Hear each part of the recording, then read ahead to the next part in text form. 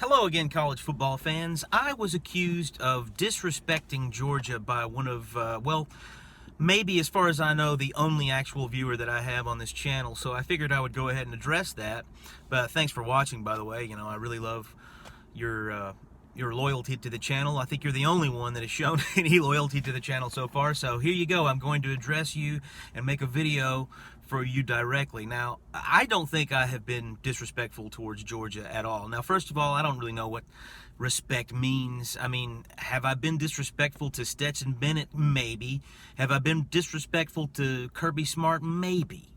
But I think that if you just say what you honestly feel about somebody, I mean, I just don't feel like Stetson Bennett can win a national championship in today's climate of college football. I mean, now if that's disrespectful, then, you know, I guess that I have been disrespectful. But I haven't been disrespectful to Georgia. As a matter of fact, I think it's just the opposite. I think the fact that I'm so perplexed by all this is because I do respect Georgia. I mean, Georgia is one of the charter members of the SEC. It's one of its better programs, certainly in the upper half. Now, I mean, in recent years, and that's another thing, you know, Georgia certainly seems like they should have been one of the teams like LSU and Florida and Auburn and Tennessee even, you know, in the BCS era to get onto the SEC national championship train. Georgia definitely should have won another national championship since 1980 by now. And that's one of the reasons why this is also perplexing and why I have explored this so much. And I know that Georgia fans are tired of hearing about Kirby Smart's handling of his quarterbacks. I mean, I'm tired of talking about it. But it's just so mysterious and just so interesting that I can't help it. Now, I've thought about it a lot, and my most recent theory is I think that the fact that Kirby hasn't been playing his young five-star quarterbacks when he gets them is a victim of his success because he has recruited so well. I think that he thinks to himself, you know, we've got a national championship squad this year, so I don't have the luxury to go through a freshman or a first-year quarterback going through growing pains. And so I'm going to go ahead and go with the steady guy, the guy that I know can make a few plays when I need him to and probably won't turn the football over in the most unopportune times. And if that's the case, you know, I can sort of understand that. But I mean, at the same time, and this is another reason why I say that it's not disrespect, because I felt the same way about Jalen Hurts when he was quarterbacking for Alabama, you know, especially now, not in 2016. In 2016, I thought that Jalen Hurts was good enough to beat anybody until towards the end of the season. And then it started to kind of clue in. And then 2017 came around again, and then we just destroyed everybody in our path through the first 11 games or whatever in that season. And I started thinking, well, maybe I was wrong about Jalen Hurts. And then the 2017 Iron Bowl happened, and that was it for me and Jalen Hurts. I was like, this guy against good defenses that are focused and good teams that are close to our talent level, especially if they've got a quarterback that can score enough points on our defense, Jalen just cannot. He's not going to be able to keep up, and I think I was right about that. And we all learned that lesson. And Kirby Smart was on the field when he learned that lesson in 2017 in the national championship game, when we were completely inept on offense, couldn't move the ball at all. We were on our way to losing to Georgia. We had no shot if we left Jalen Hurts in that game. I'm pretty sure, you know, anybody that would argue with me that at this point, I don't know what to tell you. We had to do what we did. We had to put into now I felt like we should have put into in the Auburn game, and we probably would have won that game and then got to go to the SEC championship, and who knows what happens at that point. But you know, we learned that lesson, you know, that year. Now, it actually took me a couple of years after that for me to be completely convinced and on board with the whole, you just cannot depend on an elite defense anymore to win your championships. If somebody else in the country, you know, if a contender that, you know, and, you know, I'm talking about people that are like top 15, top 20 kind of teams, you know, if any of those have one of these elite quarterbacks, then you better have one too, or you're not going to win. And even if you do have one, it's going to be a toss-up. I mean, look at Tua versus Trevor Lawrence in the 2018 national championship. That wasn't really a toss-up game, but I mean, you know, your chance, you know, you get what I'm saying. But and maybe we've just had an inordinate amount of superstar quarterbacks the last few seasons. Now, I just think it's the way things are now. We've talked. My entire season.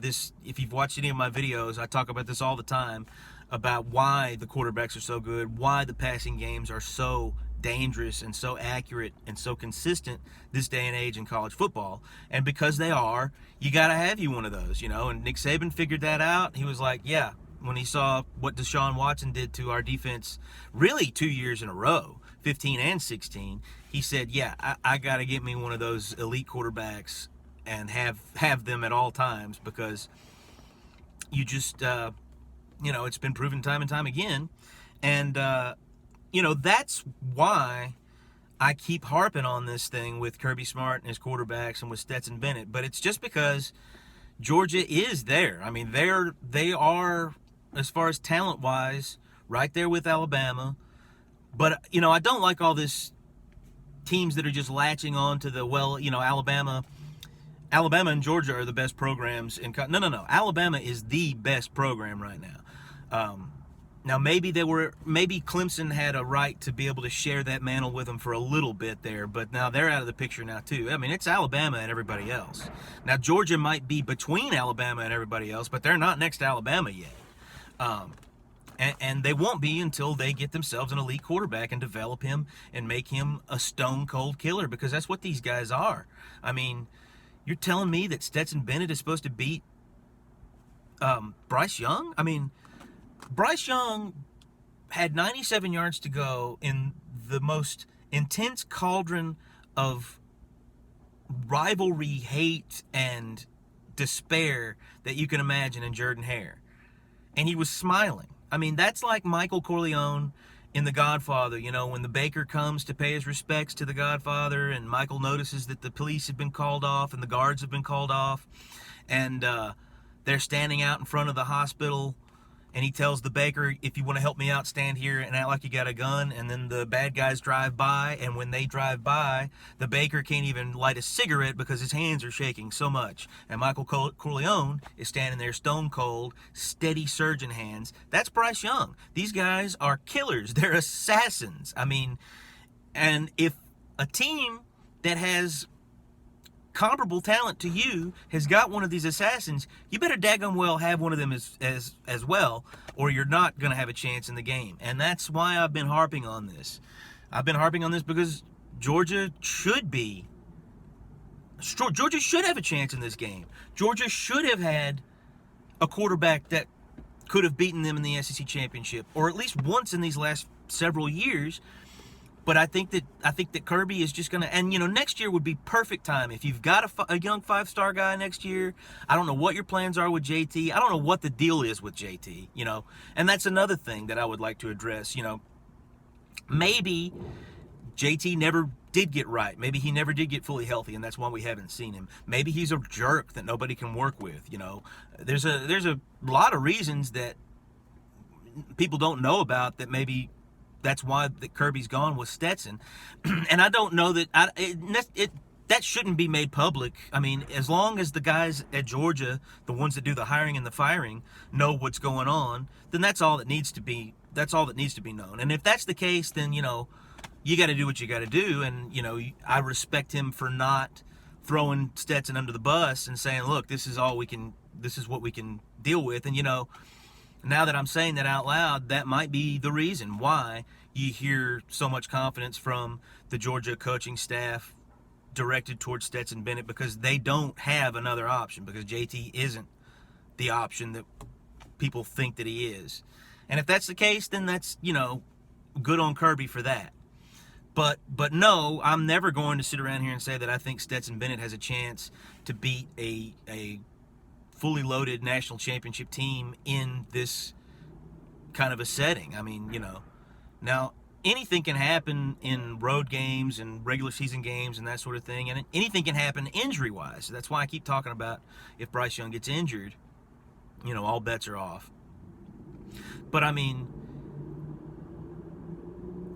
if Kirby thinks that JT could have played and could have been a good option for him, And if he still has gone with Stetson, and if he thinks that Stetson will be able to win a national championship game against Alabama, you know, another point that this guy that accused me of disrespecting them brought up was that, you know, who are you to think you know better than the Georgia coaching staff? And that's a great question to be explored. I mean, who am I? I'm a derelict that makes YouTube videos, and I feel like it's just clear that Stetson won't be able to do it.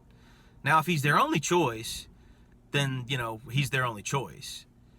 And, you know, the fact that they didn't have another guy behind him, and the fact that, you know, Justin Fields was let go and Easton was let go and this and that, you know, that's all in the past and really doesn't matter, and that it is what it is. But if Kirby did have other options and felt like Stetson was his best, then why is he getting paid all these millions of dollars? And why am I making YouTube videos in my car? I mean, that's a good question to be explored. Maybe we'll talk about that somewhere down the line. But I did want to address the fact that I don't want it to appear like what I'm trying to do is just disrespect Georgia, because I'm not trying to do that at all. And I mean, obviously they could win the ball game. I mean, if the stars align and the moon is in the 7th house and you all hold your mouths right, then maybe your defense could hold Alabama's offense to few enough points that whatever Stetson and those guys manage to muster will be enough.